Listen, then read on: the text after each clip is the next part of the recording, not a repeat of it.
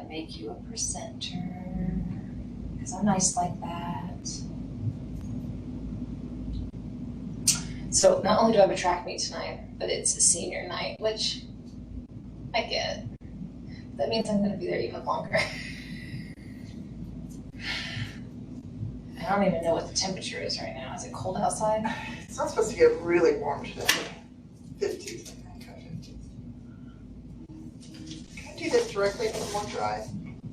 Should be able to, as long as you've got it up. Like, try and share your screen, because I gave you a presenter.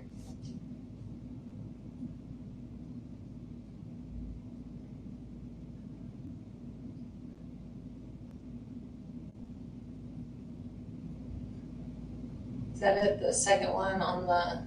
Here it is. Yeah. Let's see. And then you would have to share, or do you know how to present from here? I don't know. What's the, is this the actual PowerPoint or is this the PDF? That could be the problem. Stop sharing. Maybe I opened the wrong thing. Thank you for being in a hurry. Don't be in a hurry. Everybody's just moseying on back right now with their bellies full. For their afternoon nap. No, it's New Ledge. Everybody loves New Ledge. I don't think that's a truism. You have to believe it, Lori. Feels like a Disney movie. You have to believe. You have to believe. Okay, share. Okay. You should be able to hit the little thing. There's one down at the bottom. It's all covered up. Right next to the 50%, the bottom. Right there. Mostly covered up. Let's see if it'll let me start it. Yeah. Okay. Hopefully you don't have to flip it. Look at that. Well, wonders never cease. All right, you ready? I'm ready. All right, welcome back from lunch. I hope that you had a good lunch. I did. I guess I was starving, so that was nice to have a little bit of a break. So we've got another couple topics to get through this afternoon. And I guess to get us started, it's your favorite topic, new legislation, done by Lori. We get Ricky to take it over one time. Maybe it'll get more interesting, but I don't know. The only benefit from this is we will not be having any workshops on this. This is it. You just get the presentation and go with it. So probably putting it after lunch may not have been the best plan, but we'll get through this. I would like to remind you that DLGF will be hosting their webinar on new legislation on June 16th, and you should register that if you haven't already done so. I'm going to talk a little bit about some of the statutes that change exemptions and deductions and budgeting, but really that's theirs, and so they're going to go into a lot more detail, so it's a good idea to watch that one or be a part of that one on the, I think if you don't watch it, you can watch a recording of it. So either way, you'll get to get their input on that.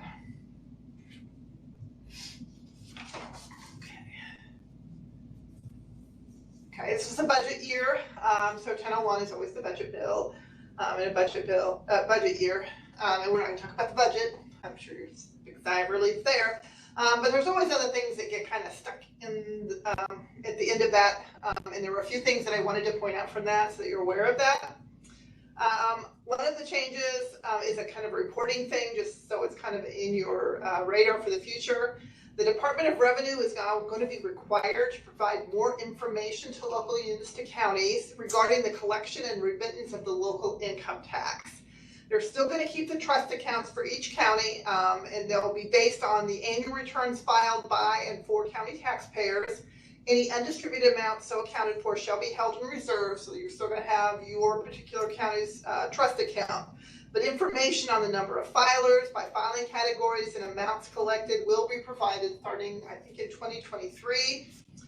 They will not give you any information if that would allow you to determine specific information on an individual taxpayer, but in general, they'll give you more information just about the collection. Again, it makes sense. The local income tax is a local levied tax, and you should really know more about the collection and then here's the money you got. So they will be providing you more details about that. The other one really affects the sheriffs, but it does go into a fund. It's on the funds ledger. As of after June 30th, 2021, so starting July 1st of this year, you will no longer be allowed to collect a fee for processing an application for a handgun license. They used to be able to collect that fee, and it was put in the firearms training fund, and that fee was removed or redacted or whatever you want to call it.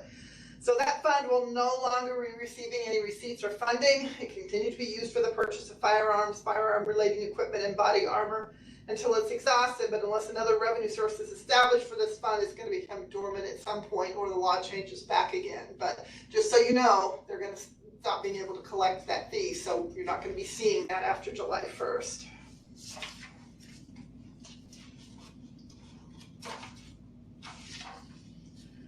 House Bill 1002 is a civil immunity related to COVID-19. It's a very long bill. It covers a lot of things. The only thing I wanted to point out was that there is a section about protection of government entities and government employees. So that would be county and county employees for any liabilities, for liabilities for any loss relating from an act or omission arising from COVID-19, unless that act or omission constitutes gross negligence, willful or wanton misconduct, or intentional misrepresentation. So again, it's supposed to be a blanket of coverage just to prevent you if because the courthouse was closed or something didn't get done on time, it could cause a loss for some reason, that you cannot be sued for that.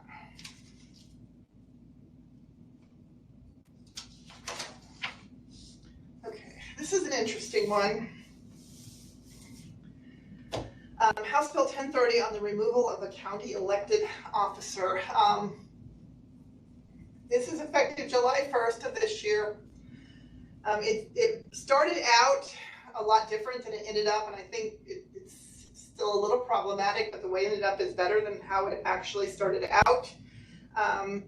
Originally, the bill was written that with a unanimous vote of both the Board of Commissioners and the County Council, an elected officer could be removed from office for failing to maintain a physical presence at the office at least one day a month unless on sick leave or vacation. By elected officer, the legislation meant auditor, treasurer, recorder, surveyor, and assessor. Those were the only offices that were affected by this. The elected officer so removed would then have the remedy of filing in court to have their office reinstated. Of course, you know, elected officers are elected and they serve 24/7. They don't earn vacation and they don't have sick time, nor are they required to track their hours as part of their compensation. So this would have been a very difficult, just would have caused a whole lot of problems to enforce and to follow and to enact.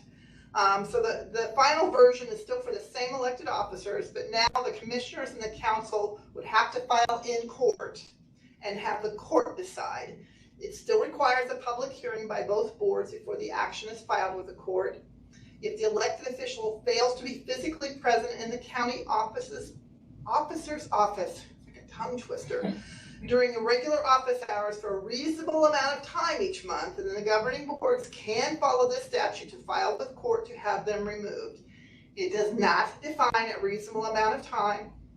It does provide that it is a defense against this action if the elected official is out of office due to a serious illness of the officer themselves, the officer's spouse, parent, child, or stepchild, or military service, or for military service. And this would not apply any time that the office is closed because of a local disaster or emergency. The big advantage of the final version is that the officer stays in office during the court proceedings and continues to receive their compensation. This should be very rare. We really, honestly, I'm not an attorney, but we really think it's unlikely that a court would remove an elected officer from office. So we don't really see it going very farther, but it is on the books now. All we could say is we would recommend, since you are not required to track your time, that if you feel any of your governing boards are even thinking about this, that you might want to keep an informal log or journal of your time, just if you ever have to report it or prove it or whatever, that you have something to back up that you are in the office. Like we said, you're really elected to office 24/7. It's your responsibility to make sure your office runs and that the duties and the responsibilities of the officer fill out whether you're there or not. So again, we don't quite understand all of this, but again, if you just keep a little calendar or journal just for yourself, it's not anything you would have to do on any no prescribed form, no turning it in. It has nothing to do with your compensation or salary at all. And hopefully we won't ever have to discuss this again.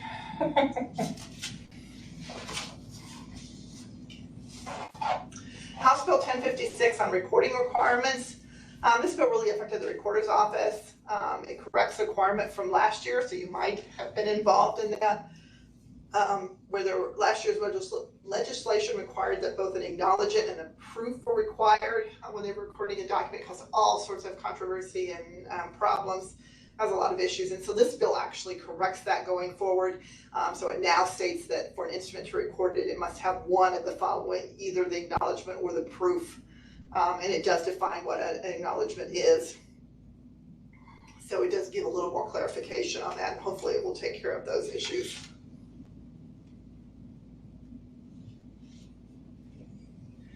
House Bill 1110 on small claims court, it does raise the threshold for small claims from $8,000 to $10,000. So if you're filing any claims in small court, you can now go up to $10,000 within the small court jurisdiction.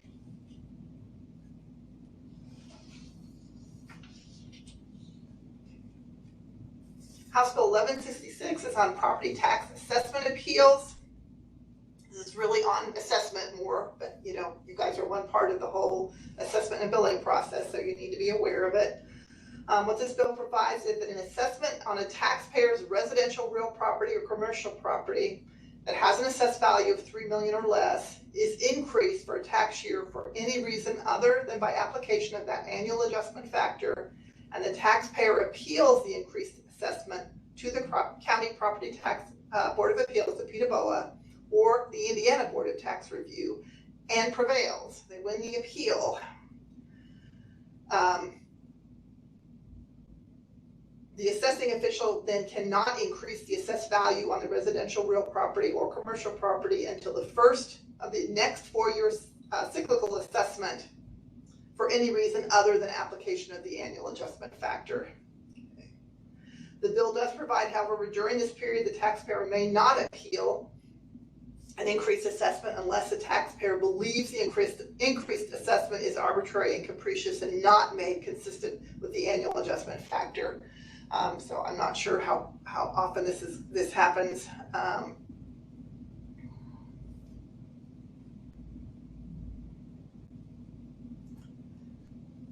It does provide that if the taxpayer does appeal on the grounds that they feel the assessment is arbitrary and capricious and is not made consistent with annual adjustment factors, the provision shifts the burden from the assessing official to prove the assessment is correct to taxpayer proving that it is not. This does not apply when there is a change in structural improvements, zoning, or uses that were not considered in the assessment for the prior tax year. Also, if the reduction in assessed value is the result of a settlement agreement between the taxpayer and the assessing official, or the appeal is based on a correction of error, it provides that the taxpayer who appealed an increased assessment under the provision sells the property whose assessment is appealed for fair market value. The assessor may reassess the property that had been sold.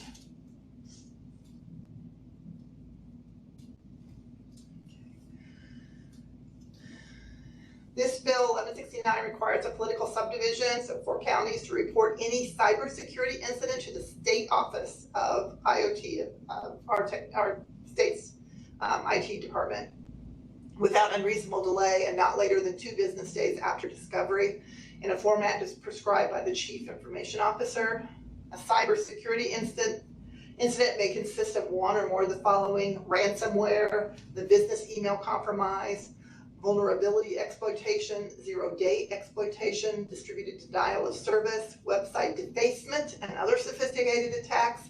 State's IoT department will maintain a repository of incidents for the state. Political subdivisions would be required to report any incident to this repository. We will get further probably instructions on how this is going to be reported and what kind of what kind of forms you're gonna need to fill out. That hasn't, actually been developed yet. And as we get it, we'll provide information to you.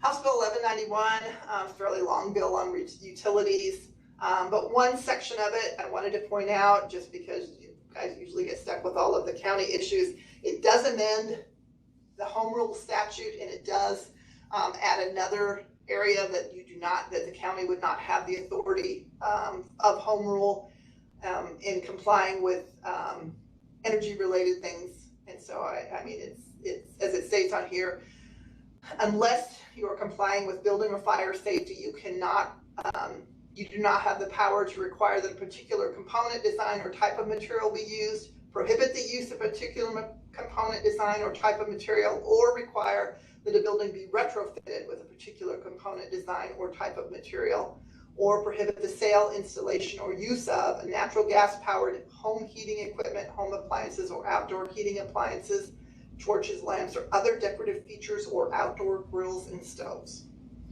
Oh, wonderful home rule.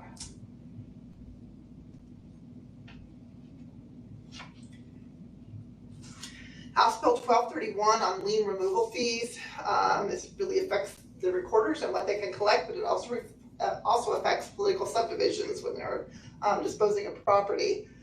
And so it was an amendment to the actual recorder's fees, which is in 362710.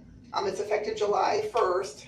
So it adds a subsection on the fees that there is a $25 fee to release a lien, regardless of the number of liens held by the political subdivision on the property for a property sold or transferred under Indiana Code 6-1-1.1-24-6.1 or Indiana Code 36-1-11.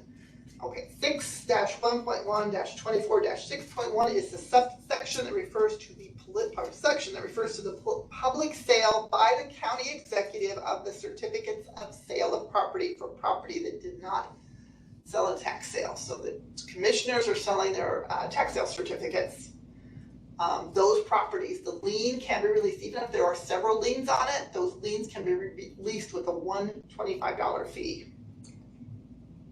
36-111 is the disposal of real property by a local unit of government. So any local unit of government, city, town, school, library, if they own property and they're disposing of it under 36-111, if there were liens on that property, they could get all of the liens released with $125 fee.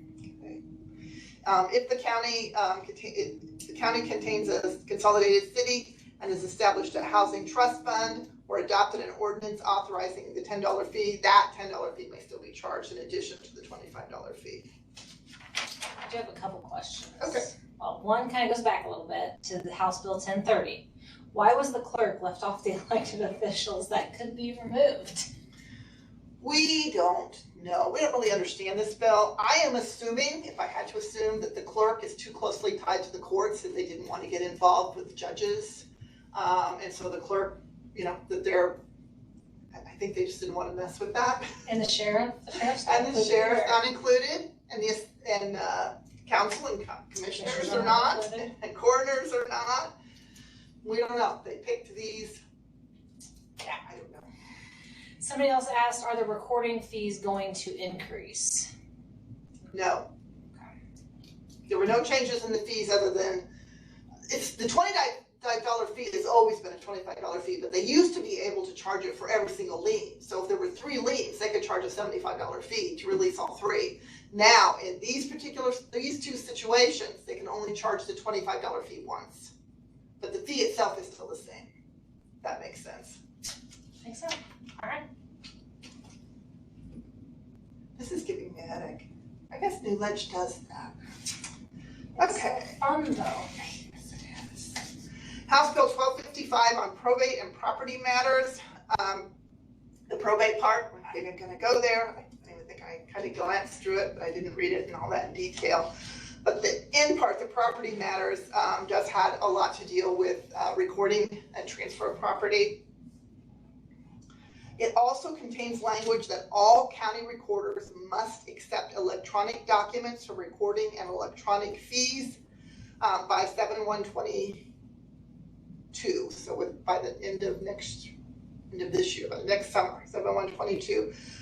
There were questions asked at the recorders. Does this include the auditors having to accept that? And it does not state that the auditors will have to accept any kind of electronic documents.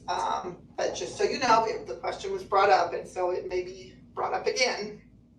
I think there was some talk about maybe putting some task force together to talk about with transfer of properties, how this is all going to work with that and the way to make that workflow work within the counties. The bill also changed part of the recorder statute, and again, they were the only office that was affected by this. But the bill requires that if the recorder's office is to be closed for 3 or more business days pursuant to an executive order issued under 1014-3, which is what the health pandemic was an emergency order, the public notice shall be posted on the county's website and be posted within 5 days of when the executive order is issued. The notice must include information on how the public can submit documents to the recorder's office in paper, electronic, or digital formats, and how payment must be provided for the services rendered. So of all the offices, if the courthouse closes down, you've got to have on your website how they can get access to get documents to the recorder's offices. Those things can be properly recorded.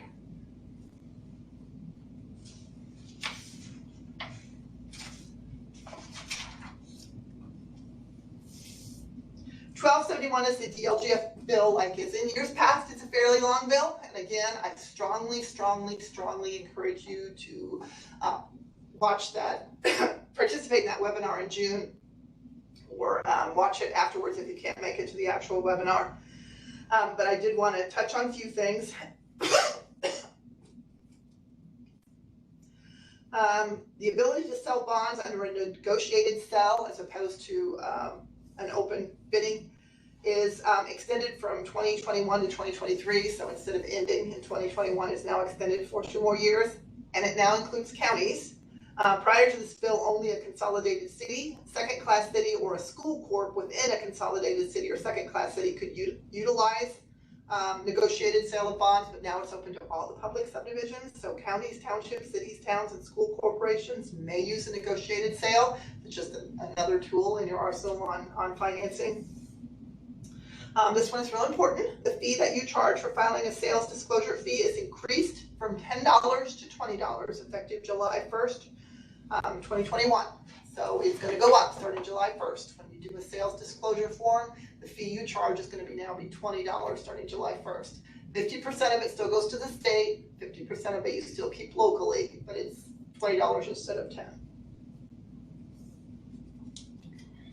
The auditor is required to notify the DLGF of any annexations that took place and were effective on or after January 1st of the preceding year, but before January 1st of the current year, and that report is due before June 15th of the current year. And then it has various statutes that are affected by this. And again, the DLGF will explain this in a little more detail, but the whole effect of this is to keep for future TIF areas, to keep a parcel from being included in more than one TIF area or pancake TIFs, to make sure that that doesn't get out of hand. It does not affect existing ones, unfortunately.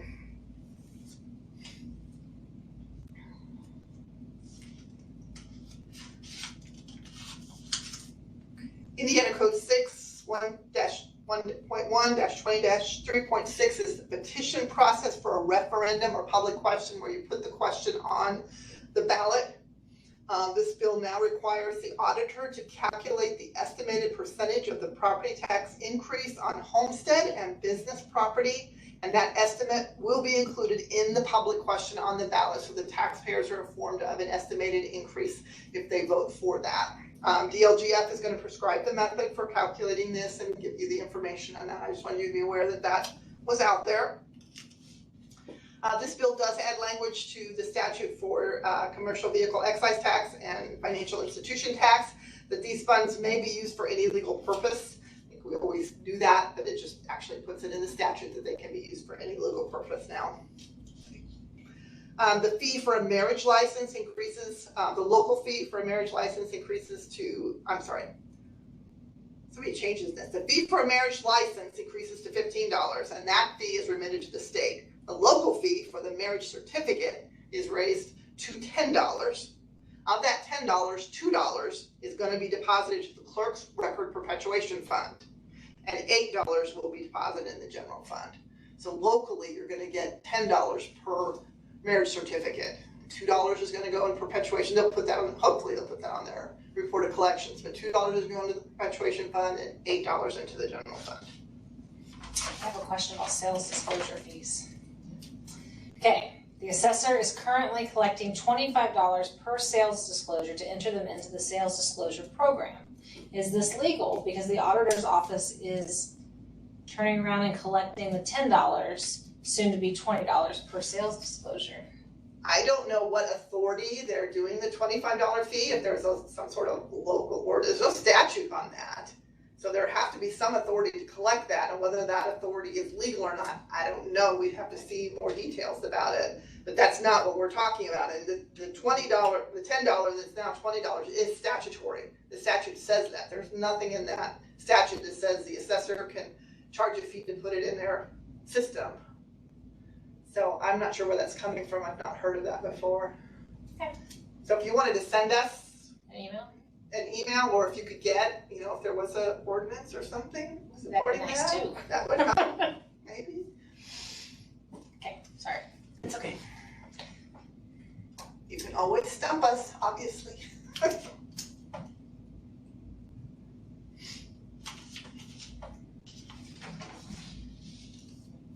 Still on DLGF. Okay.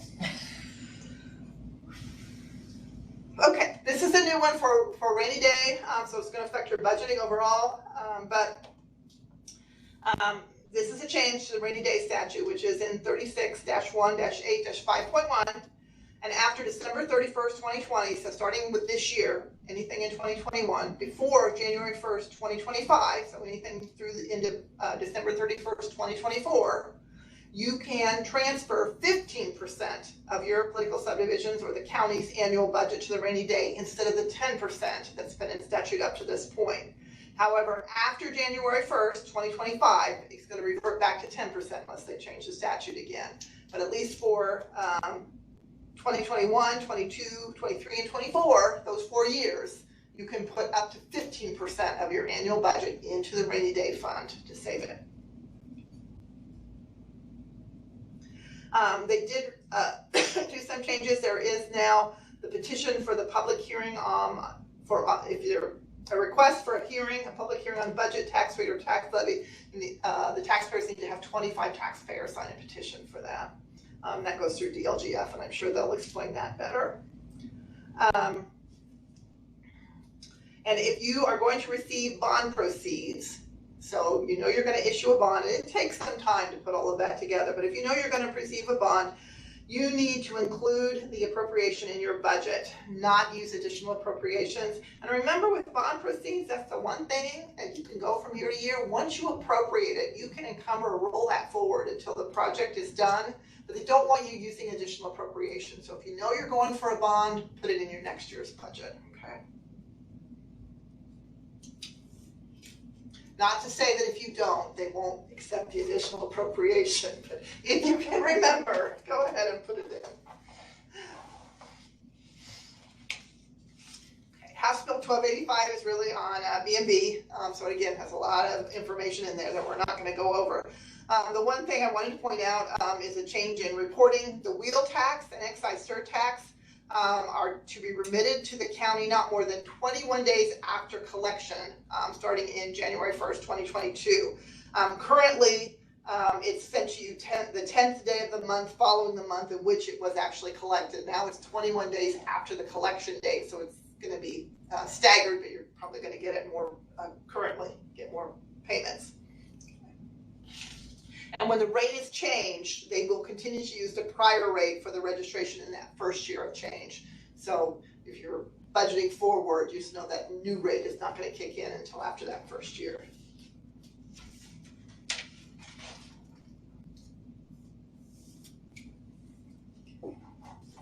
I don't know how how familiar you are with this, but 36-1-1-8-8.5-2, or 8.5 actually, is a statute that allows a covered person, and we'll talk about it a little bit, to request that their home address be restricted from a public property database internet web system. So if your property tax records, people can access that. If they are a covered person, they can submit a written request, and then you have to make a way to restrict their home address from that.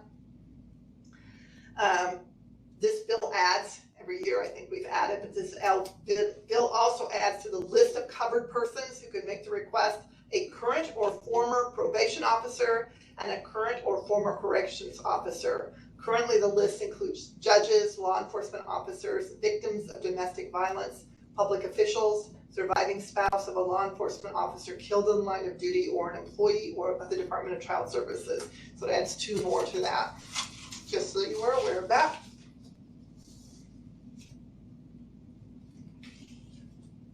House Bill 1405 is on insurance matters, again, fairly long. The one point in there was that it does allow a sheriff to be, I don't know how common this is going to be, but there could be payments coming in that you're going to receive from insurance companies for sheriffs if they are providing non-emergency transport of a non-incarcerated person to a mental health facility that is more than 30 miles away. And again, that's pretty specific, so I don't know how often that happens, but they can bill insurance for that and receive a reimbursement for the cost of that transport. The sheriff would be doing the billing, but they're probably already familiar with that because they do already bill for insurance for medical care for inmates.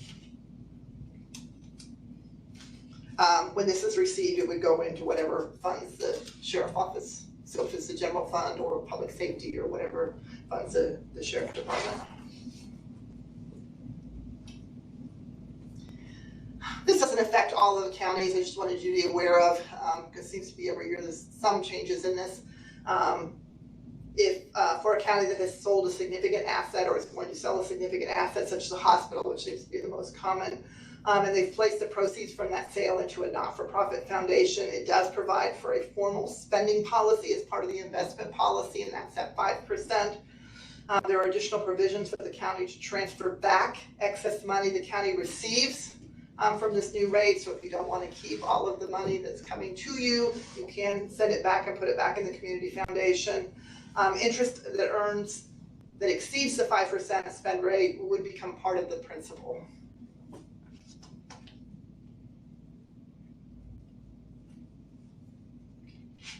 One thing COVID did for us was taught us how to do electronic meetings, virtual meetings like this, but it also affected a lot of our public meetings.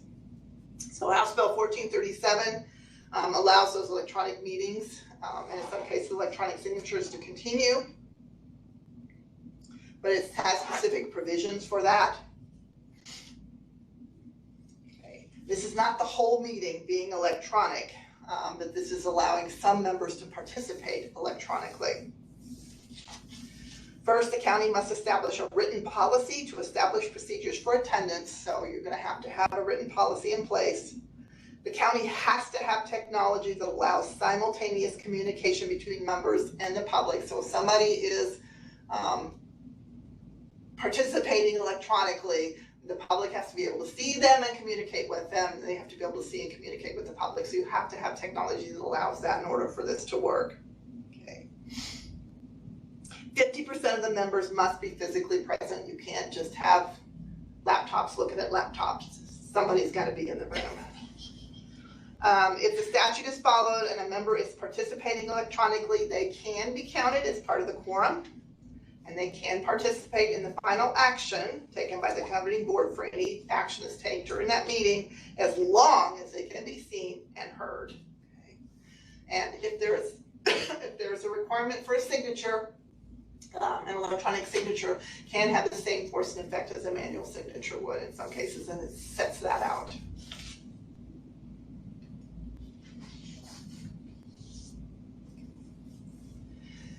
House Bill 1576 is on the transportation management plans, and I just wanted to point out, fairly simple. They, Indiana Department, your transportation management plans that your highway department puts those together, and they turn those in to INDOT, and that's part of getting your community crossings grants, is that you have to have those transportation management plans in place. And now, starting in July 1st of 2022, all of those plans are going to be posted to a website that INDOT maintains, so that you can see other, they're going to become a lot more transparent. You're going to see whoever's got a transportation management plan is going to be able to be viewed. It's okay.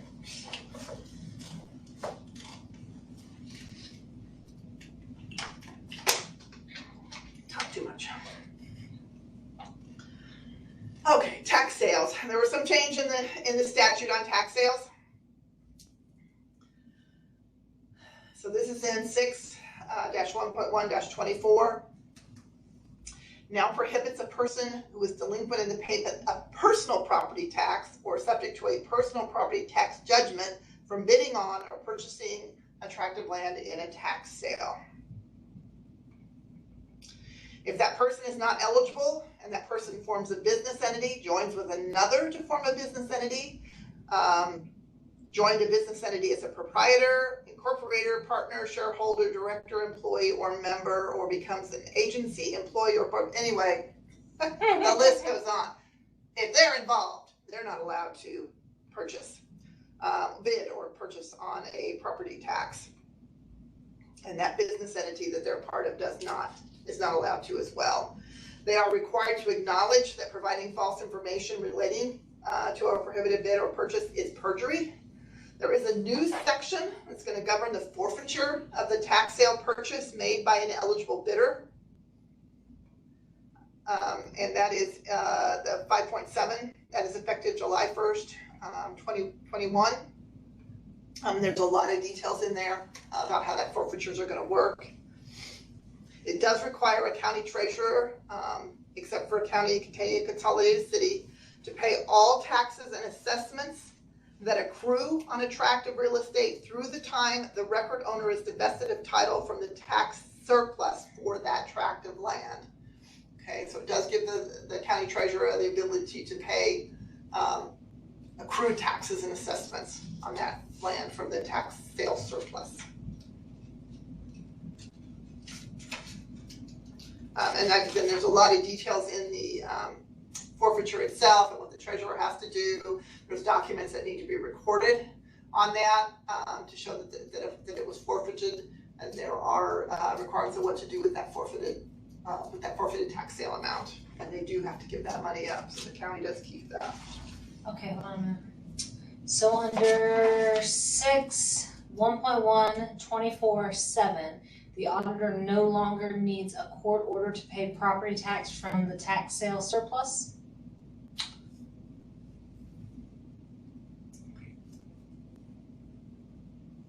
I'd have to read it through again to make sure it's all property, but I would think not.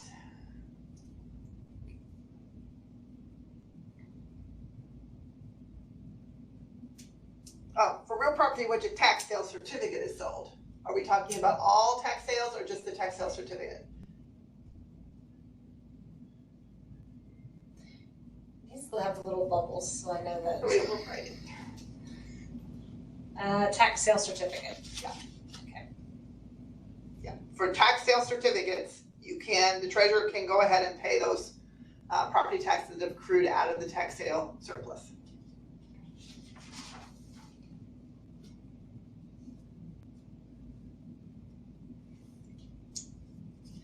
The Interstate Compact Transportation Fund, it's a fund on your funds ledger. It does defray the cost for transporting across, pulling somebody back or sending somebody. I think it's mostly pulling somebody back into the county. It has been expanded, so now that a community corrections agency can also access funds from that fund to defray the cost of transporting offenders and delinquent children if they are requested by a court, probation department, community correction agency, or county sheriff. So those five people now, 5 agencies can access that funding.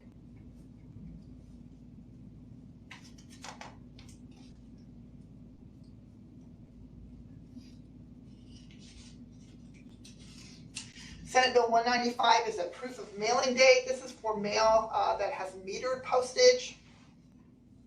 So it sets out guidelines when the treasurer is going to be allowed to show that as being received timely. Again, they would need to keep all documentation of this. But if an envelope is properly addressed, it had sufficient postage, the metered postage has a date on it that is on or before the due date, and the envelope is received not later than 5 business days after the due date, then the county can consider that as posted timely. Okay, so those things have to be met. And then it also goes on to say that it was mailed or deposited with a parcel carrier by the 30th day after the due date, and the postmark, certificate of delivery, or other evidence indicates the date of mailing or deposit, or was mailed and affixed with a metered postage stamp with a date not later than the 30 days after the due date. Then they can get the 5% penalty instead of the 10% penalty. Okay. Again, this is for metered postage.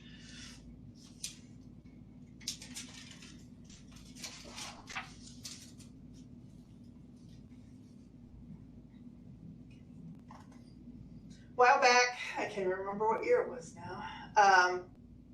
They took away the, do you have a question? No, I was giggling at you. Can't remember when, but they took away the exemption for rehabilitated property for low-income housing, and they are reinstating that. So that is going to be a new exemption.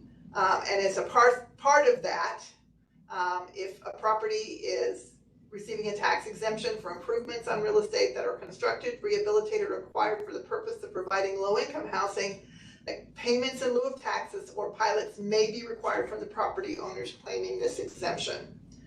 There are 3 different statutes that go along with that. 36-1-8-14.3, if a political subdivision may adopt an ordinance, and the pilots, if they're adopted under this statute, would be deposited in the Affordable Housing Fund. Under Indiana Code 36-2-6-23, if the county adopts an ordinance under this statute, the pilots would be distributed in the same manner as property tax.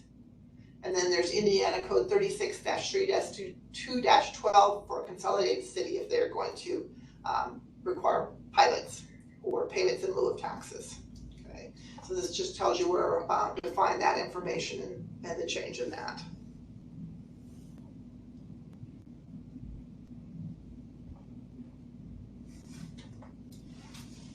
I would be done early. Make up for this morning when I went over. Okay. Senate Bill 234 is really on Department of Revenue and about withholding taxes. It does require DOR to provide a written notice by electronic means to each employer whose employer's Form WH-1 monthly withholding tax remittance past due. So they are supposed to let you know if you've forgotten to do that, so you have a chance to get that in.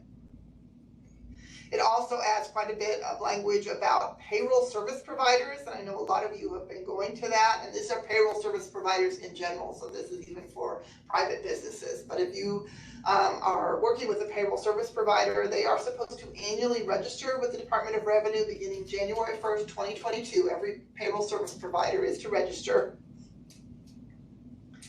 And it provides that a payroll service provider contract must include a provision that specifies if the payroll service provider fails to deposit or remit withholding taxes when due, and that failure is caused by an error or omission by the provider and not, in your case, by the county or by the business client, then the provider shall reimburse the penalties and interest of the business client. I know we've talked, if you've called me or called Ricky and talked to us about using a payroll service provider, we've told you, using one does not allow you to just forget that you have these responsibilities. You are still responsible for payroll, you're still responsible for posting it, you're still responsible for making sure all the remittances are done. And just as this is saying that there can be, which we said you should have always had a clause in your contract, that if they fail to do something that causes you to have a penalty, that they should have to reimburse you or pay that penalty. but it doesn't change the fact that the penalty is still against you. You are the employer, and you're still gonna have to pay the penalty if something's not done. But it does provide a little bit more protection by making sure, again, we would have said you should always have it, but making sure that those clauses are starting to be written in those contracts so that they fail to do something, their error, not you didn't give them the information, but they failed to fill a report out and send it in, or they were in charge of the remittance and then didn't turn it in when it was due, and that causes a penalty or interest to be charged against the county, then they should have to reimburse you for that.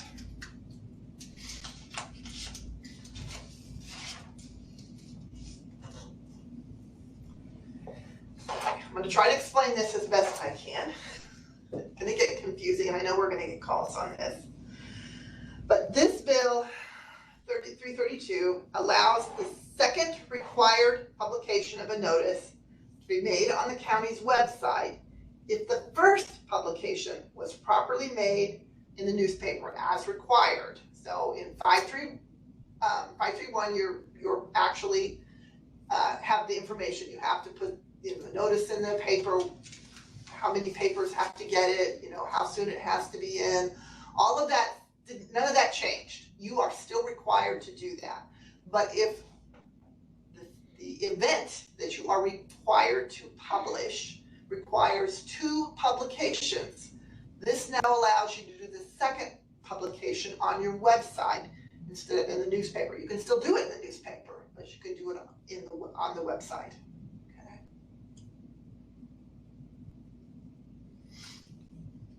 Now, if you are required to put your first notification in 2 newspapers, it has to be in 2 newspapers. It's just the second notification that can be on the website.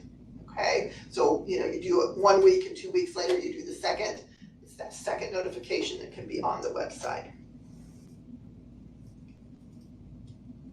Now, if you're putting it on the website, there are conditions for that. It must be easily accessible. You can't bury it. You can't, for people like me who have trouble navigating, you cannot bury it, so they can't even find it. So it's got to be pretty noticeable where it is, or the link, on the home page or something, so it's very easy to get to it. You have to put it on the website. It has to stay there for at least 7 days. You're going to have to maintain proof that you did actually put it on the website for the time period. The proof of publication can include creating a printed copy of any notice posted on the official website in a format that includes the date of publication on the first day the legal notice is published on the website, and then that notice must be maintained for archival and verification purposes, and you got to hold on to that. Did I get to that okay? No, I think so. Good. So the last one? One more. Oh. We are done. Oh, wait, got a question. Is this effective for the multiple tax sale notices required to be published? I will have to look it up. I did not put all of the places. I mean, the bill goes through, after, and I did not write down all of them before this, but I will look it up and I will get back to you. I think it could be, but I will double check that. It goes through the entire statute, starting at 5 all the way down through 36, for any time there is a legal notice. So I will look for that and I will let you know for sure. What is it? Okay. So far. Even tax rate charts. Sorry, I came in as like said Tax rate charts. Even tax rate charts. Is that what the budget? Tax rate? Yes. Well, different person answering yes, but. I'd have to look, again, I'd have to look at 6, 1.1, 17, and 18 to see. Those were supposed to be advertised 3 times 1 week apart. I will do a better job of writing all of them down. There were, like I said, there were a lot of places that it changed all the way through, property and that's just a lot. So I will find out and I will get a list of them and get them out to you.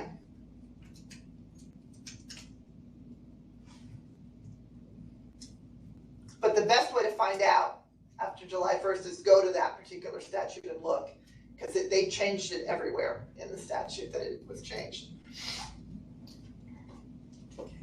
The final slide that we have is on the business personal property tax exemption. It is changed, I think they change it every year, don't they? But starting 1/1/2022, the exemption is increased from 40,000 to 80,000.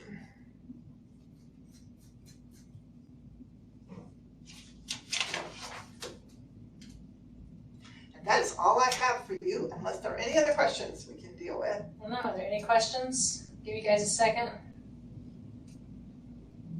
It's a lot of information. Not good information though. No changes, well, except for 1030, which wasn't good, but hey. Okay. Gotta write down that I need to look Check that up. the email. Make sure we don't have anything come in there. Was tax rates and tax sales, right? Tax rate charts and tax sale notices, yes. Okay. Okay. All right.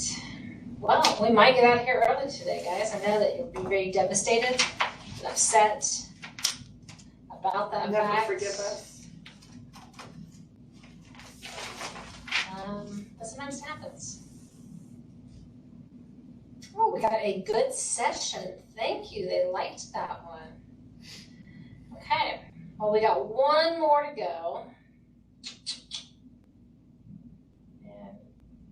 Okay, is there a best practice our assessor should be using for valuing these now exempt BPPs?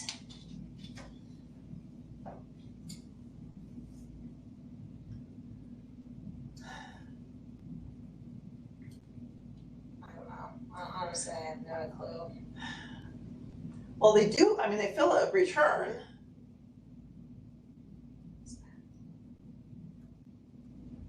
And you would do an audit if you feel they've omitted property. I don't know, I mean, is there a best practice for looking at anyone who was? It's me. Oh. Sorry, I thought you were looking at me Okay. because I did that. If you were looking at anyone that was, was 40,000 this year, obviously was under the 80,000. I would think you would want to make a list of those, but it's going to depend on what they put on their return or what they, because they can file an exemption for 2022 if they're under 80,000.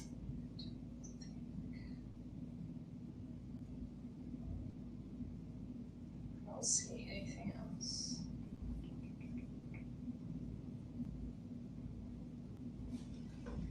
I don't see a box on your screen. Okay. Okay. All right. Well, we will move forward. Sorry, I have to stretch my legs. I have long legs, so sitting at a table like this, I have to stretch them out every once in a while. Okay. So when we were kind of putting all this stuff together, trying to figure out the top things that were questioned last year, things like that, schedule of expenditures of federal awards, or the CFA, as I will refer to it from here on out, because otherwise it's a mouthful, is always at the top of the list. Going through it, where to find information, it can be difficult. It can be definitely difficult for a county where you've got multiple departments who are applying for grants. We talked about this back in 19. Gosh, it's been a while. About getting together all the information that you need from these departments and things like that. But we're going to kind of come at it from a different approach today, and just take a second. We'll just kind of go through it. We'll start talking about the assistance. I am starting to shy away from using the word grant because they're not all grants, and so a lot of times we like to say they are, but they are assistance of some kind. So let's kind of break it down and move kind of forward. Ask your questions as we go on. If you can, hit the chat with your questions and make sure you hit it to everyone. That would be much appreciated. All right, so obviously we know that the CFA is, again, the schedule.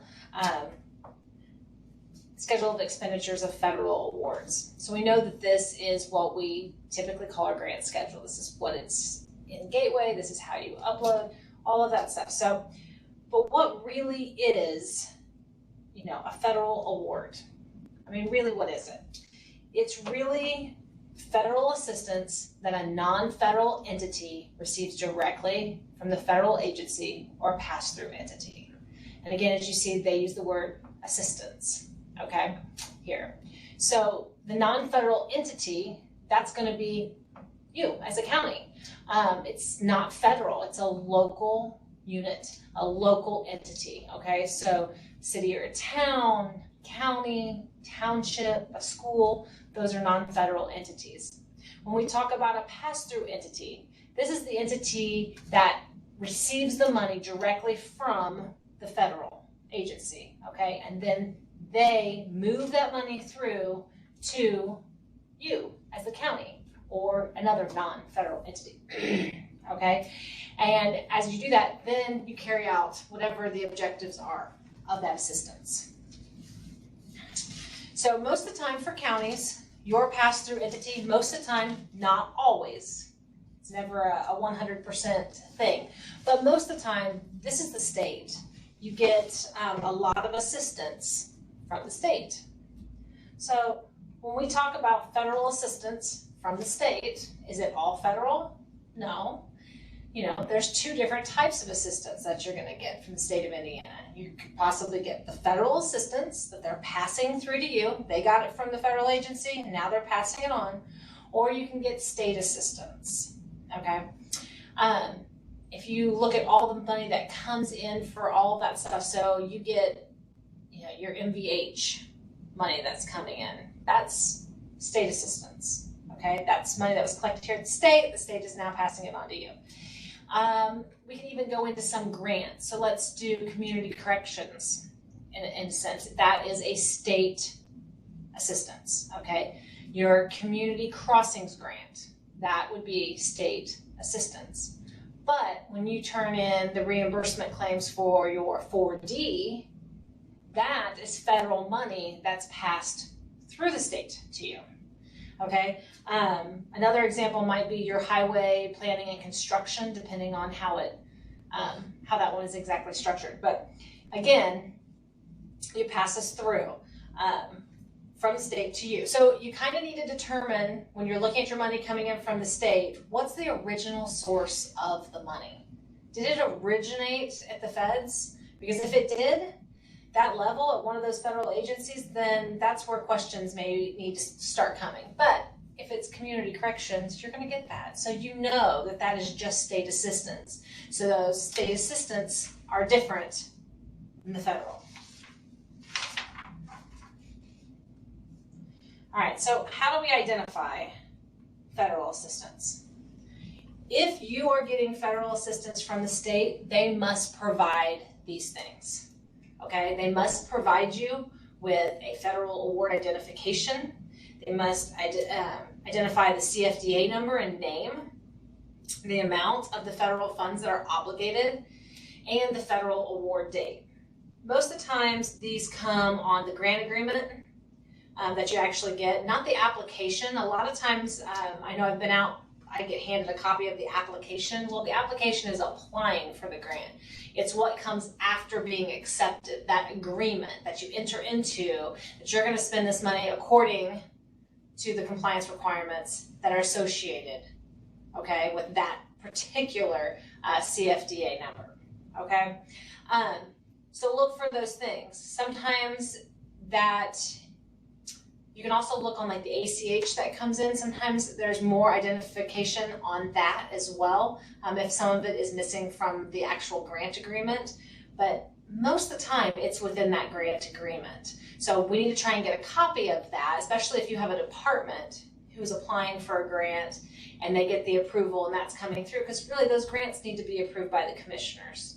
Okay, and so there needs to be a copy, and it would be wonderful if they'd give the auditor a copy so you can stick it in your files, especially since you're the one who's filling out the schedule when it comes to the end of the year, when you're doing your annual financial report. Okay? So you look through your grant agreement, you're still trying to identify stuff, it's got some stuff missing, you still have questions. All right, so if you still have questions that are remaining on whether or not this is federal or state assistance, contact the awarding agency. Contact the agency you received the money from.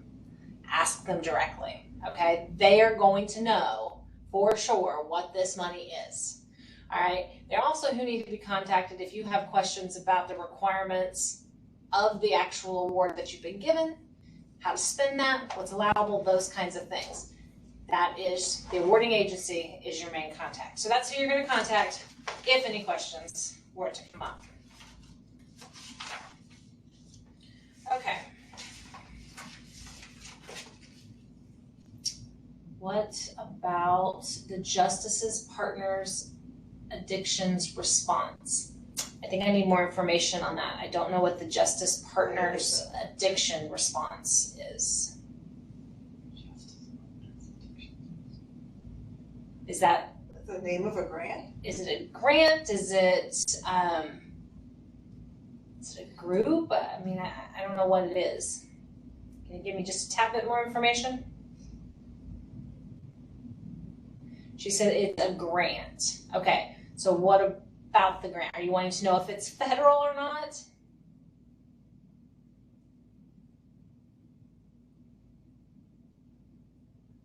Yes. Okay, well, I can't tell you that for here. Obviously, I've not even heard of it. So without seeing that grant agreement or seeing any information that came with it, there's no way I can make that determination here. But if you want to send us some information after this to the email, we'll take a look at it and see if there's any identifying marks, okay, in the agreement that would lead us to believe it would be federal.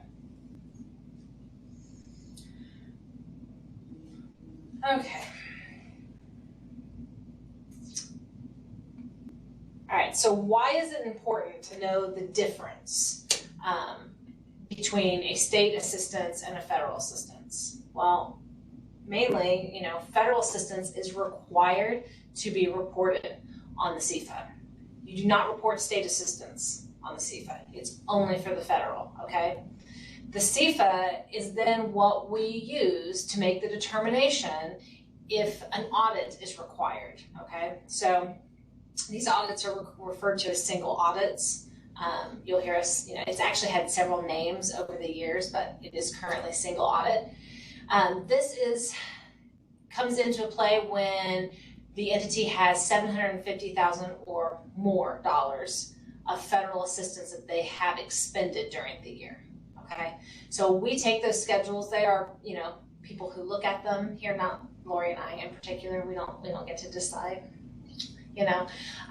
But we do look at them to kind of have an estimate up front before we come into the audit to determine whether or not it's going to require a single audit. Okay, so it's really important that these are as accurate as possible. It saves time both in the front end of it and during the actual audit. Okay.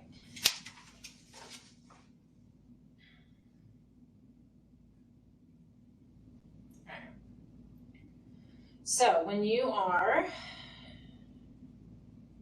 the end, well, I guess it's not the end of the year. I guess it's the beginning of the year when you're reporting on last year's. You enter all of this information into Gateway. All right, so this is where you log in to do your annual financial report or your AFR. That Lori and I start. Hey, everything okay? Can we help? Is there anything that you need? Or you've called us before because something hasn't worked right, and we've tried to help you through that. Because Gateway can be a little finicky, and it wants things entered just a certain way. And just as a side note, if there is the word required in a box, you gotta at least put a 0 in, okay? It will never let you go further if you don't enter something in there. We prefer that you enter the correct amount. At least it needs to be a 0. So, but anyways, you're going through your AFR, you do realize that there is the grant section there. This is where you enter all the information, all right, from your federal award. And then once you get all that information, you submit your AFR. We use that information and we run a kind of, I don't know if a sophisticated macro would be the right word, but we do run a macro. So it is kind of a computer program that pulls that data out and it puts it into the proper format that we use to audit moving forward. So here is what you see when you enter it, and this is only part of it. You know, if you've entered this before, you know it goes way over, okay? So you have to use the scroll bar at the bottom to enter all the columns. There's probably twice the amount of columns on the actual sheet that you enter, okay? But that's what the actual schedule inside Gateway, when you're entering your information, looks like. All right, so once we get that, it's been submitted, we are getting ready to do the audit. We run, like I said, our macro. We do this on your financial statements too, so that they go into the format that we need them to be. We do this with your CFA, and then it turns into this. It's kind of small, but it gives you an idea of what it actually looks like. I will say that when you are entering stuff into Gateway, Gateway is pretty accurate most of the time. We don't have a huge amount of issues with it. Things happen. It's a computer. It's not foolproof. Maintain all of your documentation of anything that you've put in here, because there have been times when maybe something has been entered and for whatever reason when the macro was run, it might have been left off. But if you have that documentation that says, hey, I entered that originally, that really does help go a long way, okay? So please maintain any kind of documentation that you have. But all of these parts of the CFA are what is actually required. I mean, there are requirements of how the CFA is to be reported, what's to be on it. So when we're looking at all of this, we audit this schedule. We audit the title, the program. We audit whether you have the correct federal agency. We audit the pass-through, or is it a direct grant? You know, do you have the correct CFDA number? All right, is the amount correct? Okay, that's put in there. So all this information that you can gather and that you can put in there is super important. All right, again, it does help move along your audit too, and the more it's correct, the more time we kind of save.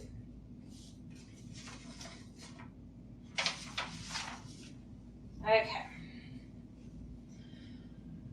so it's that time of year. You're getting ready to enter your grant information. But before you enter this information, really take stock of what you have. So go through, do you have the grant applications? Do you have grant agreements? Do you have anything from these programs that the departments have? Okay, is there anything that they have that you don't have that you need?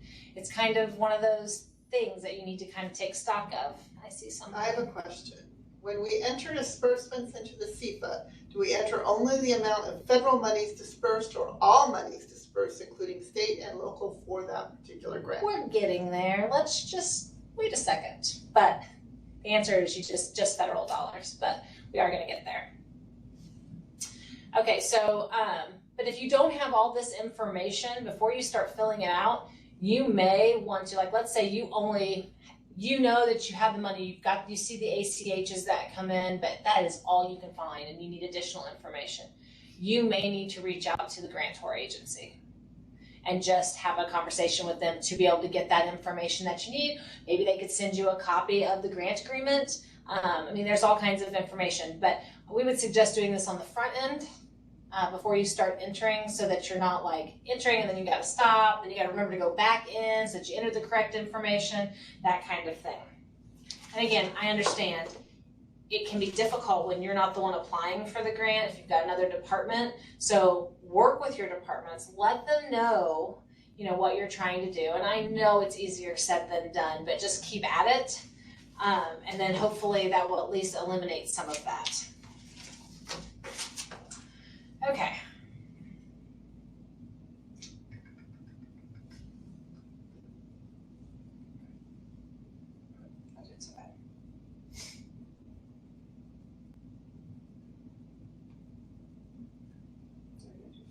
Okay. So as you saw on that the CFA schedule that I showed a few slides ago, I told you we audit all of that information. Here is kind of a list of that information. A lot of times I get questions on what some of these things are, you know, where you can find them, what are they? While I say grant agreement, you know, there may be a couple different names on a grant agreement that you're thinking, well, is that the title of the grant, or is it this? Or maybe you've got the title and a project name, but they don't really clearly identify it, or the way you're reading it. You know, it just depends. So I thought maybe we could kind of break it down and go through these a little bit. So when we're talking about the local project name or description, okay, this is the name that is used locally to identify the project. It could be the same as the official name of the project in the grant agreements, or it could be a little bit different. Majority I see these as, or when I was out in the field, would be like your highway grants. So if you had numerous highway grants and you were doing 2 bridges and 3 different roads, they had different projects within it, I've seen them just, you know, list out the name of, so it's, you know, Main Street, or, you know, Hofer Bridge. I don't know, I'm just, you know, something like that. So that's what we're talking about. What do you guys call it? What is it described locally so that you know which one you're talking about? When we talk about the CFDA number, okay, this is the number from the Catalog of Federal Domestic Assistance that specifically identifies the grant program. Be careful when you look up if you look up just CFDA, because sometimes I think it comes with certified fashion designers, so something like that, and it's not the right website. Okay, I mean, I guess if you're into fashion design, it's kind of okay. But Catalog of Federal Domestic Assistance. Okay, so these are all 5-digit numbers. All right, so what I do find interesting, and I talked to Lori about this, I don't know that I've ever said this out loud. I've known this instinctively because that's just something that we know, but your federal agency that is over that grant is actually indicated in the CFDA number. All right, so the first 2 digits of a CFDA number identify the federal agency. So like, let's say your CFDA number starts with 10. Well, that's Department of Agriculture. All right, 12 is Department of Defense. 16 is Department of Justice.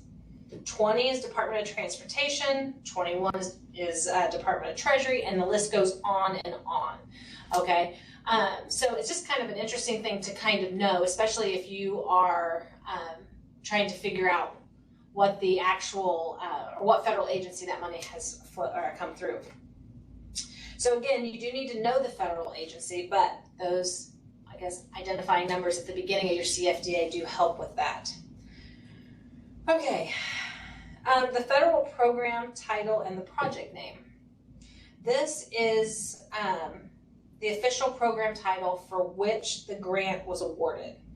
So it is possible to have multiple grants with different projects within the same program. And I know it gets confusing. If this is the case, you just use a separate line for each project and then add the official project name from the grant documents as the program title, okay? As long as it all adds up, you'll be fine. Give it all together. Then we've got your pass-through entity, okay, if applicable. So if you are getting your money directly from a federal agency, then you just need to put that it's a direct grant in that column. Otherwise, if you're getting it from the state of Indiana, which a majority of yours come through there, you need to write in the agency that gave you the money, that passed that through to you. All right, so it could be Indiana Department of Health. I know you've gotten quite a few of those in the last couple of years. Secretary of State could be one, Criminal Justice Institute, the Finance Authority, Indiana Finance Authority, and again, Department of Transportation. So who gave that money to you? Who passed that federal money to you? That is the name of the agency, and you're going to put it into that column. Okay. Now, the other thing is whether or not the grant is an advance or a reimbursement. All right. So let's talk about advance versus reimbursement. So an advance grant, I know we've spoke about it several times, is money that is given to you up front, all right? So at the beginning of the grant cycle, or sometimes you can draw down payments, but you get the money first and then you spend it, okay? So you'll know that one. A reimbursement is where you guys disperse county money first. You have to fill out a claim with, that I've spent this money, and then you get it reimbursed. All right. Like I said, it can get confusing on which is which. So really, what makes it easy for you guys as this goes is you are going to enter both receipts and disbursements in Gateway. All right, because we need to know which to pick up. If it's an advance grant, we're going to pick up your disbursement column, okay, because you got the money first and then you spent it. If it's a reimbursement, we're going to pick up your receipts column, okay? So because you got that money as a reimbursement, okay, into the fund.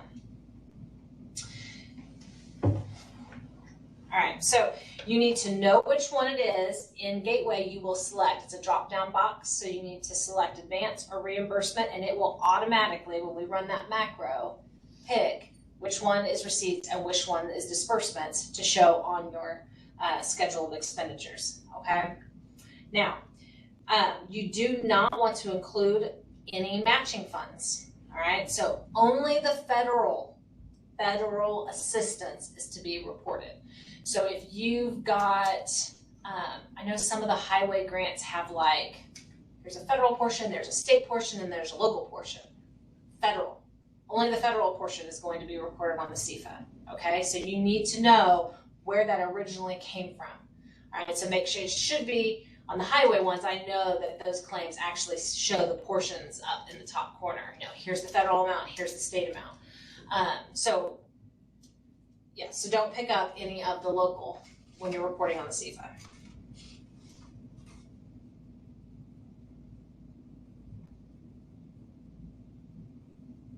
Okay.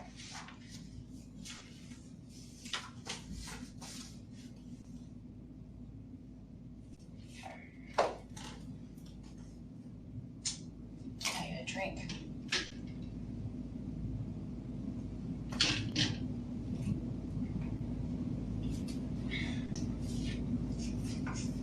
Okay, we kind of said some of this, but so again, determinations for the amounts reported. Disbursements are reported for advance grants, receipts are reported for reimbursement grants. But for you guys, you need to enter all the information and choose which grant it is. We'll pull it out when we do the macro, okay? While you're filling out your into Gateway,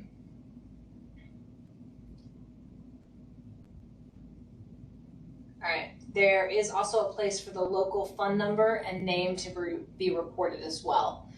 That's really important too, that you fill out that information. I do want to mention that each federal assistance or federal grant should be maintained in a separate fund within the 8,000 series, okay?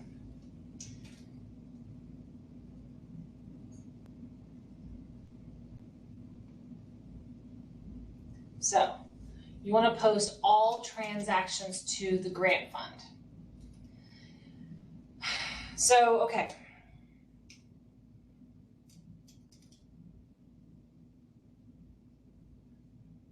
We kind of came,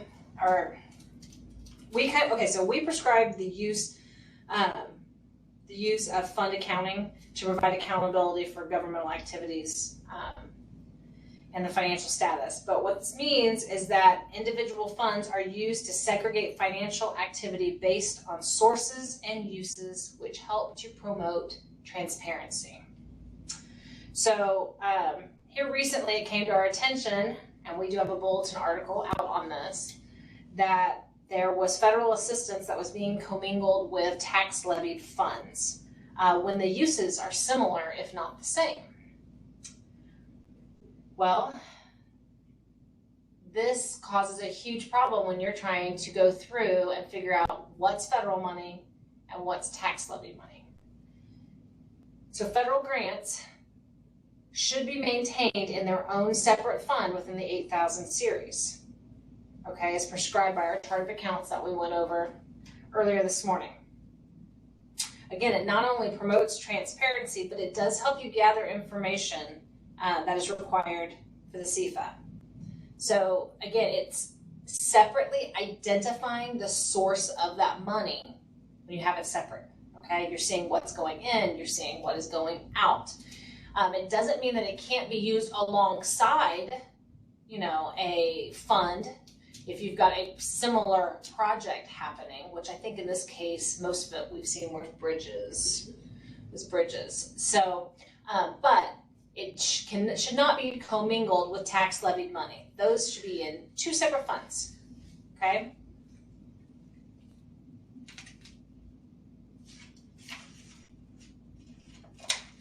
All right, also,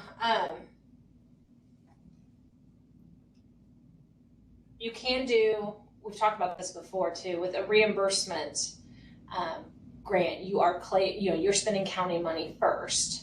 So you can do like an interfund loan to the grant fund.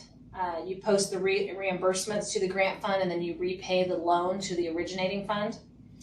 But if no specific fund is being identified, it is possible for that reimbursement grant to be overdrawn for a short period of time pending timely filed reimbursement claims. Shouldn't hold a negative for long, but just until you get the reimbursement.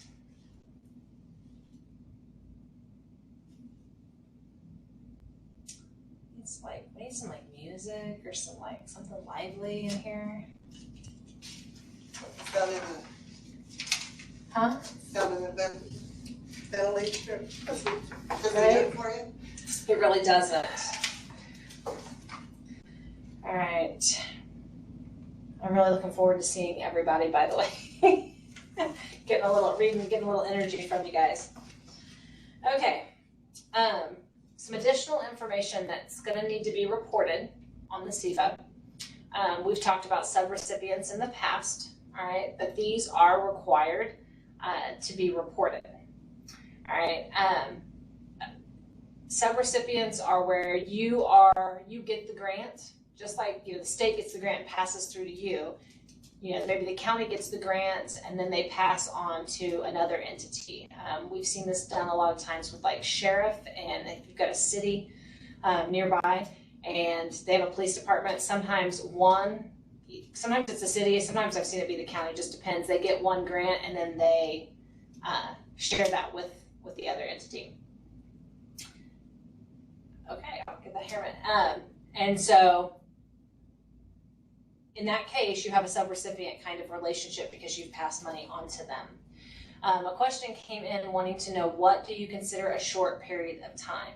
Really, it's just, and I think we're talking about the reimbursement running in the negative is what I think you're referring to. In that case, you've spent the money, you've submitted a claim for reimbursement. So between the time you submit to the time you receive, you should not be carrying it indefinitely. Okay? Hopefully that makes sense. So if your grant ended last year and you're still running a negative in that fund, that's not a short period of time. Right. If you missed your last filing for your claim, that's what we're talking about. If it's still an active grant, you've submitted all your claims timely, and the only thing you're waiting on it, the delay is due to them not getting it back to you. That's what we're saying is a short period of time. It should be, a couple of weeks to a month, I would think at the most. I would think, yeah, definitely. And if it's longer than that, call them. Why haven't, what's going on? You can at least note and document that, hey, we've submitted timely. We're just waiting on this. But if it's at the end of a grant period and you still have a negative and there's no claims, then no. You're going to have to somehow make that fund whole with county money, okay? Or if the claim's denied. Yeah. So those are kinds of things to think about. Okay, so subrecipients. when you are reporting that, you're really reporting those in total on the CFA. There's a separate column. If you kind of go back a couple slides, there's a separate column for subrecipients. You just report a number. Keep documentation of the entity that you gave it to, the amount that you gave them. This information will be needed when we come to audit, because we're going to verify that they are actually subrecipient money. Tax levies and federal reimbursement funds are receipted into the same fund for Cume Bridge. Is this okay? No. So I'm talking about, if you have federal money, federal grant money, it should be in an 8,000 account, not your Cume Bridge fund. Your Cume Bridge fund is your tax levy fund. You shouldn't be commingling that money. Okay?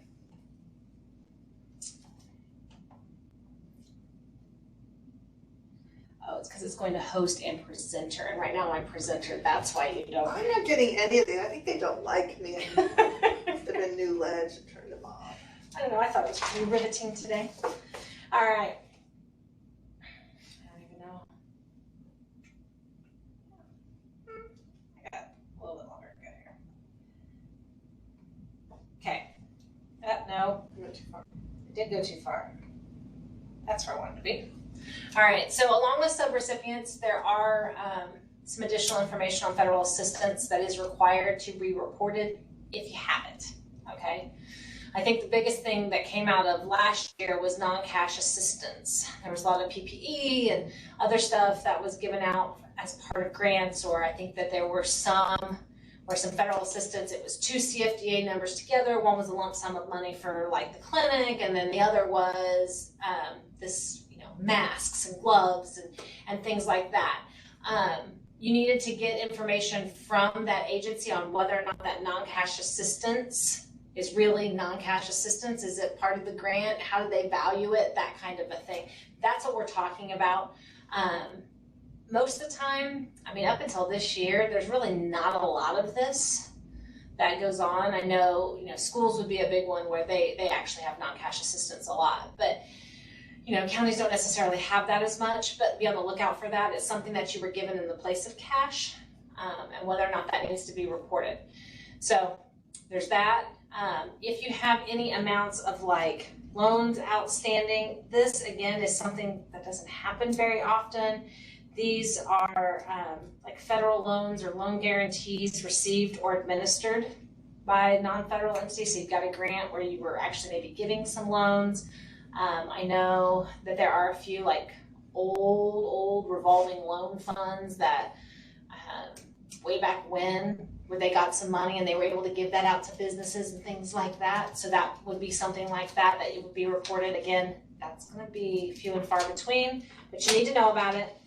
And then any amount of insurance that was in effect. So financial assistance provided to assure reimbursement for losses sustained under specified conditions.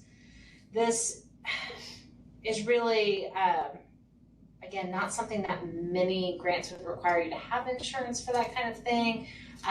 But again, take a look at what you've got. If you are unsure, you think you have it, start with your agency, your awarding agency, and then you can come talk to Lori and I after that. A couple questions. Okay. We received money from a city's grant to help pay for the CD testing. I assume that's COVID. How do we report the money we receive from them? We have our own grant for testing. So it really depends on that grant. Without me seeing it, it's kind of difficult, but it could be where you just show it and you show that the city is the pass-through. Okay, if they're going to show you as a sub-recipient, you would show them as if you received it from them as a pass-through. But you need to make sure that it's not that, or I know in some cases there have been like interlocal agreements where you've got the city and the county working together and they're both paying for those costs. And it's not, the county is not really a sub-recipient in that case, but without seeing the grant agreements or interlocal agreements that you have, that's a hard thing for me to determine. Back to the bridge. So anytime we do a federal aid project for a bridge, we should have a separate grant fund, not use Cume Bridge. Yes. All right. That's it.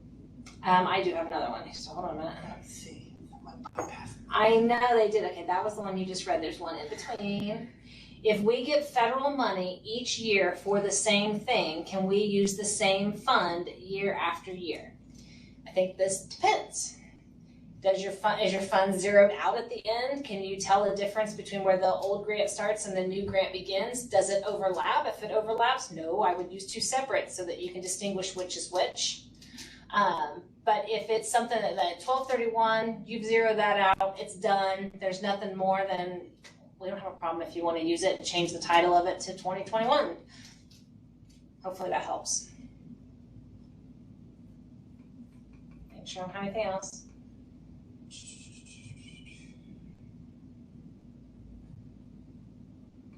Okay, wait, this, oh, I just lost it, I'm sorry. It's like tiny, sorry guys, my chat box is like this big, so.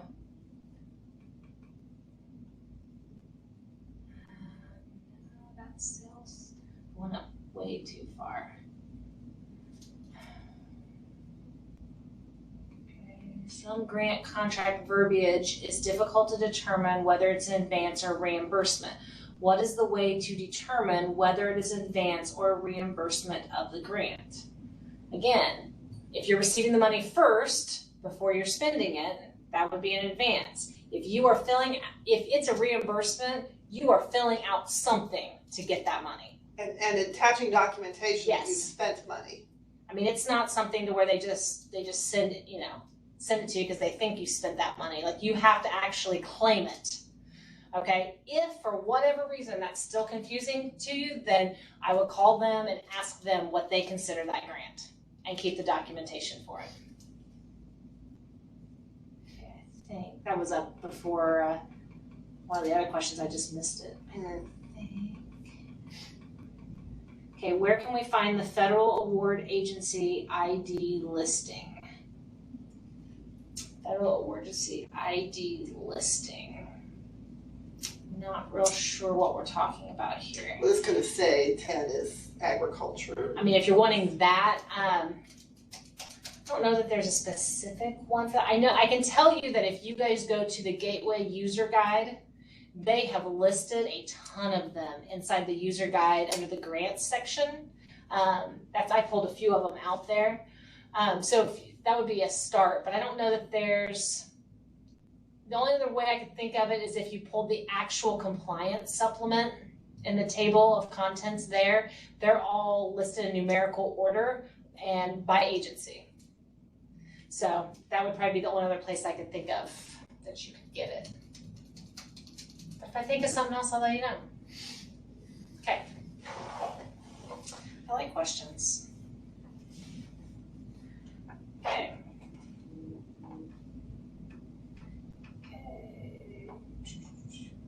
I lose my little thing. It disappears in your green. I can barely see it. Yeah, I can't see it all. I gotta where? Wait. If we have a reimbursable grant that EMA used last year and we have not yet been reimbursed, where should the money come from to get the fund out of the negative?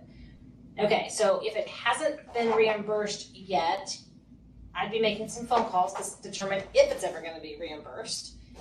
And if it's not, it's going to come from the county someplace.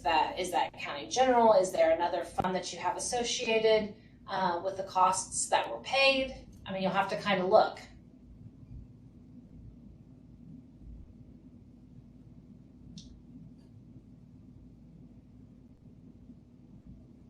Okay, how do we report non-cash assistance on the CFA with a yes or a no, or do they need a description? They need a dollar amount. So if you've got it, again, first you need to make sure that that's what it is and that it needs to be reported. You've got to come up with some kind of fair value of it. I don't know what that exactly would look like because there's a million ways you could probably figure it out. But I would document whatever way you use it. It may even be something, again, go to your awarding agency first, because they may already have a value placed on those items, and then you can just take what they have. But just document where you got that amount from. Do you have something else before I move on? Oh, okay. No, I'm just double checking. Oh, there we go. There's my arrow. Okay. I'm not gonna lie, I actually like the CFAs. I know that they are probably a pain to fill out. We did have an email about is this being recorded. So you might Oh, it is being recorded. So we'll have it up, try and have it up by the end of the week so that you guys can review before we come out in person and you have all this information before we start doing our exercises. But I always, when we were out in the field, there were a few of us, actually ones in the office today. I said, you remember we had a thing, we were going to start a business called CFAs Are Us. You know, come out and put together CFAs just because I actually like CFA. Crazy, right? Crazy accountant person. What can I say? Okay. So as I said before, the single audit occurs when we are auditing the federal awards, but it includes both an audit of the financial statements and an audit of the federal awards. Okay, it's kind of done, it's done together. We do audit it for accuracy, so that includes your program names, your CFDA numbers, your amounts, things like that.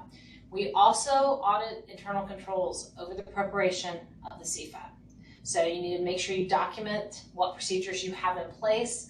A big one on this is segregation of duties. We've said that I don't know how many times, but segregation of duties. So if you've got somebody who's entering that information, somebody else should be going back and reviewing it for accuracy. Some sort of documentation of that review should be maintained, okay? If nobody is doing that, it ends up being a finding in most reports. I can't think of any report that it wouldn't be a finding in for the CFA. So it's probably one of the most common ones. So I just wanted to touch base, because Lori and I like to talk about internal controls. Okay. All right, we'll get out a little bit early. Not a ton, I still got a little bit more to go, but. Okay, so a couple things is talking about internal controls. This computer's touchy. All right, so internal controls over reporting. These are just some ideas, things like that. Generating reports from your financial system and compare the financial statements to information in the grant files. If you could do this more than just at, beginning of the year, trying to get everything together from last year, if you could do it monthly, that would be a really good idea. I have seen some people who prepare these spreadsheets with the grant information, and that's just part of their monthly check. So again, these are just ideas. You need to find what works for you, just some ideas. So, when you're entering the information again into Gateway, from all that information that's obtained through the financial records, your grant files, again, have a second employee review the grant schedule, trace that information back, okay, to the funds ledger, to that grant file, to that grant agreement, all right? So, and again, document these controls. Document, document, document. I'll always say that. Oh, can I just click it and it just goes? Technology. All right. All right, so also having procedures to allow the department that applies for the grant review the transactions posted to the fund ledger and reconcile to their records, because if they're applying for that grant, they need to be maintaining some sort of record of what they're doing, what they're spending. There's other compliance requirements that go along the same lines, not just that, but they're required to do some reporting requirements amongst other things. So they should have this documentation, and they should be able to look at it and make sure, honestly, they should be making sure that if it's posting to a certain fund, that only the stuff they're purchasing is being posted to that fund, and being able to, maybe even catch something if something got wrong number got put down and got posted to the wrong grant fund or whatever. So that's an idea of something. Another one would be comparing your grant schedule from the prior year's schedule. And when I talk about the prior year, I really mean like the prior audited one, if you have it. if it is available and you can go on and get the audited report, I would pull that CFA and compare it moving forward, not what you entered. Because if you entered something by mistake, you're just going to keep carrying that mistake forward. So go to the audited CFA, see if that information is still in line with what you have, or if a grant's missing, start question it. That grant could possibly be completely done and it doesn't need to be reported, but that's your time to look to see if it does, because we don't want to miss a material grant. Okay, a grant that's material in dollar. All right, so again, consistency, comparing those two, that's always helpful. Honestly, when we are out auditing, a lot of times that's a thing that we do as well, because it just gives a nice comparison from year to year, because while it does change, it doesn't change drastically, and we know what questions to ask. All right.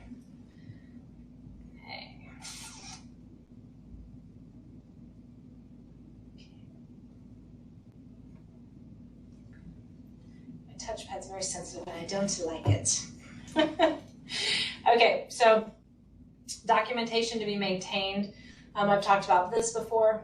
If you can set up a folder to keep in your office, or even an electronic file someplace to keep all the information, things like the award letter, the grant contracts, the grant budget, any correspondence you have with the grantor agency, all of those things will come extremely in handy when we come in to do the audit. And we ask questions, you'll be able to pull that file out and provide us with why you put something in the way you did, okay?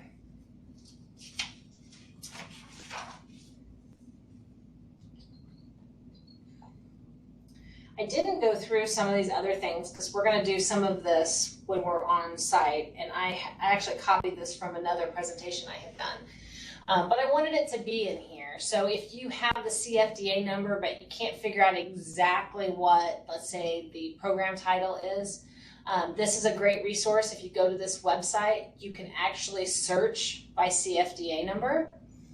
You can kind of see in the left hand, I don't know if you can see my mouse right here. You see that right there? You put the CFDA number in here and you hit enter. You may have to scroll down a little bit, but you will see that 20.205 is called the Highway Planning and Construction, or at least it was when I did this. Okay, again, I copied the entire slide. That doesn't mean that the program titles can't change from time to time, but that is how you can verify that you have the correct program title as well. All right, and as you can, like the CFDA number there, it tells you it's 20.205. So 20 identifies the federal agency, and if you come down here, right there, it's Department of Transportation. So it does give you all kinds of information there. Okay, I do have a question. We have to enter the local fund number in Gateway. But when you print out the report from Gateway, the local fund number is not there. This makes it difficult to prove the information. Can it be added? I don't know. That's a good question. I will ask.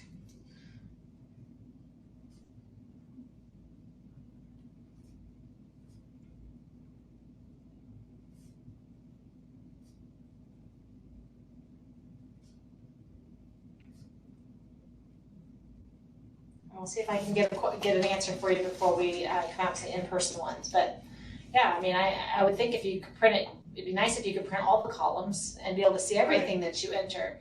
So I'll play around with that and see what we can do. But thank you for pointing that out. So anyway, I wanted to put this in as an additional resource. We do use this all the time. Just to verify information, especially when it comes through, because believe it or not, sometimes the grant agreements and all of that are just, we can't find them because maybe a department didn't give it to you. So I feel your pain, but this is a great resource. While you are asking, can you also see if we could do a file upload for the CFA?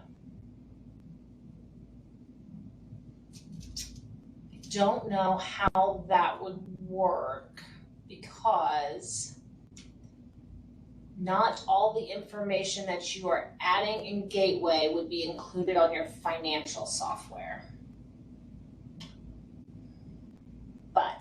maybe there would be a template or something you could fill out and then upload. I'm thinking, but I will throw that around to some people, okay? I don't disagree when I look at that grant schedule and trying to scroll across. I find that difficult and kind of cumbersome. But if it would be a way to just have an Excel sheet or something available to input all the information and then upload it and automatically input everything. I don't know if that's possible or not, but I like the idea.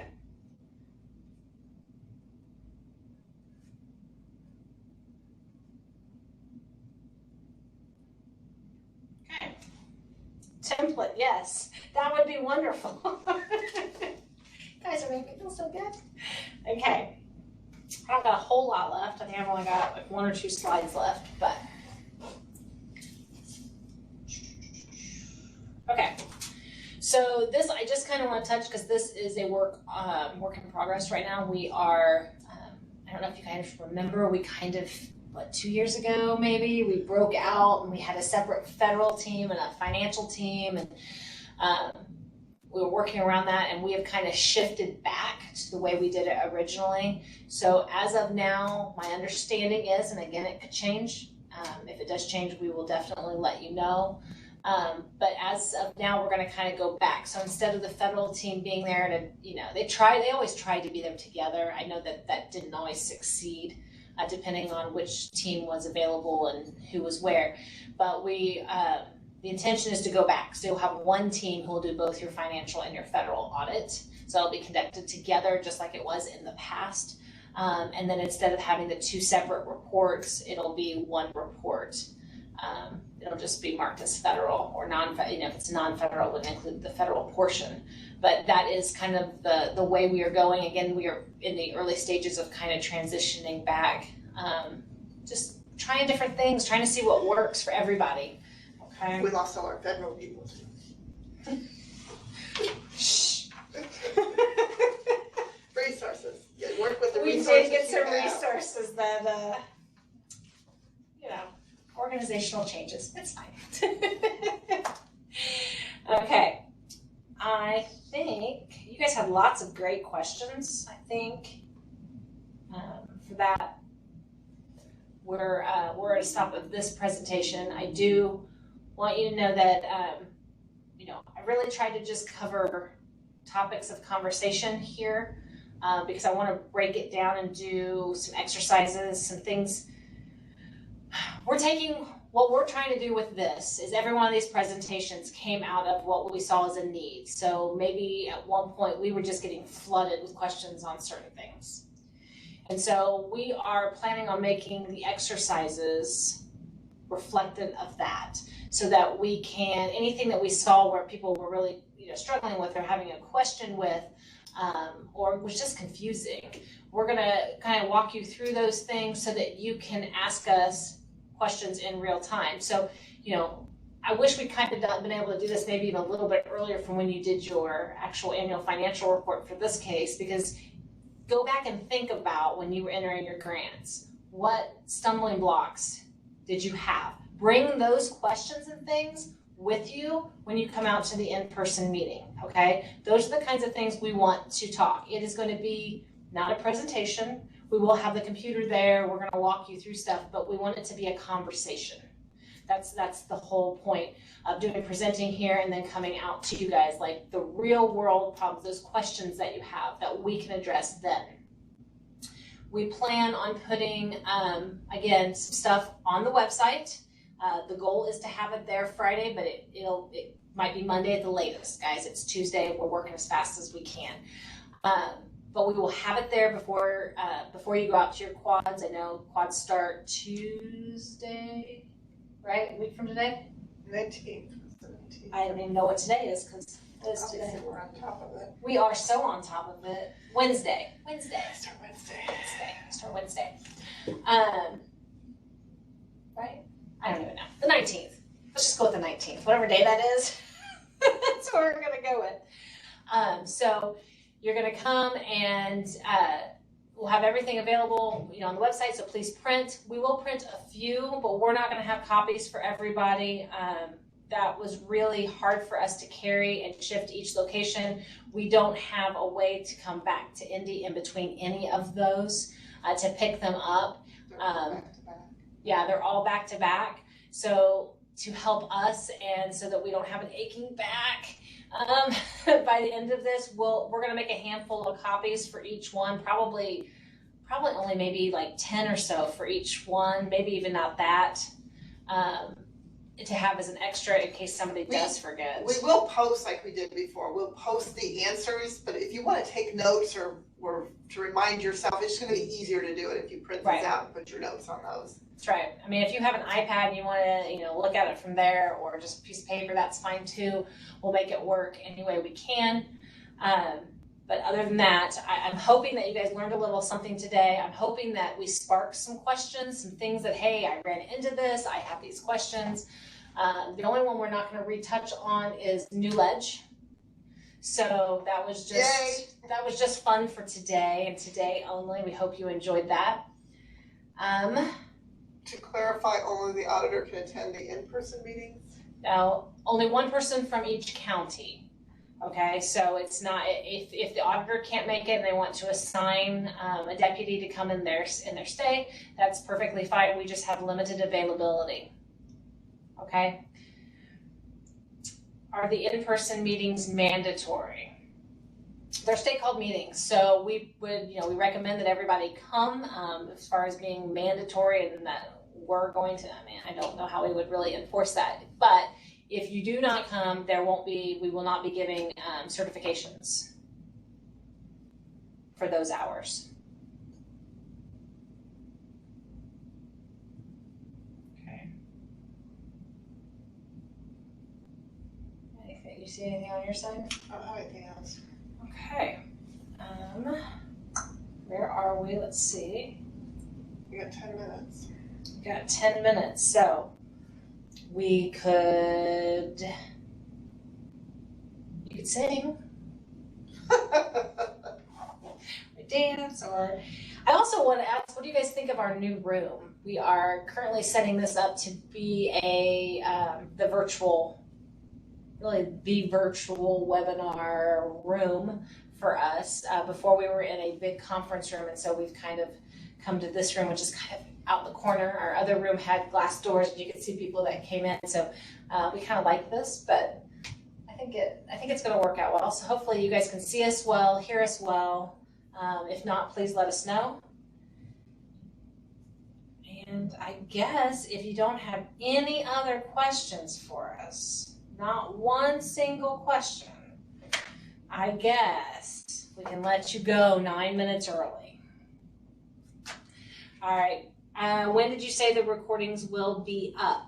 I'm going to stick around here for a little bit longer today, just because I can get the recordings faster here. I will try to get them off to our person today, if at all possible. If not, I'll get them to him tomorrow, and we'll get them up there. I'd say no later than Friday, but I honestly, I'm not the one that does that. I have to give it to somebody else. So it really depends on what's on his schedule, but I'll make sure he knows it's a priority, and we'll have it up before the end of the week. Okay. Hold on a minute, I saw a couple other questions. Our county is using reassessment fund 1888. Should we be using 1224? I don't know what Everyone should be using 1224, but I don't know what 1888 is. I don't have mine I do. with me. Hold on. I threw it on the floor because it was in my way. Okay.